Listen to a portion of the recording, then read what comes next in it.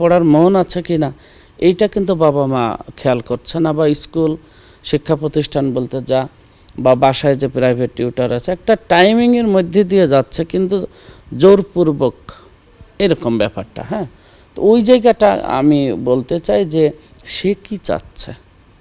আমার ছেলেরা যখন বলে যে বাবা এখন পড়তে ভালো লাগছে না, একদম না, বাবা এখন গান ভালো লাগছে না, একদম না, তখন আমরা কি করব, আমরা হয়তো একটা রিক্সা নিলাম, আমাদের তো এরকম সামর্থ্য নাই, তো একটা রিক্সা নিলাম, আধা ঘন্টার জন্য আমরা রিক্সায় ঘুরলাম, কোথাও আশপাশে গেলাম, এরকম হতে পারে।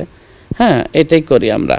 একেবারে পোশাক পরে রেডি হয়েছে স্কুলে যাবে, তো দুইজনের একজন আমার কাছে এসে বললো বাবা আজকে স্কুলে যেতে ইচ্ছে করছে। তো আমি বললাম স্কুলে যেতে ইচ্ছে করছে না তো যাবে কেন, দরকার নেই তো। কিন্তু এই সমস্ত ক্ষেত্রে শিক্ষকরা আবার এরকম হন না।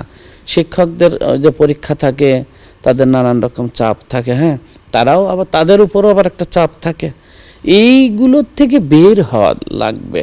শিশুরা একেবারে আমার মনে হয় যে তারা বিপদে আছে।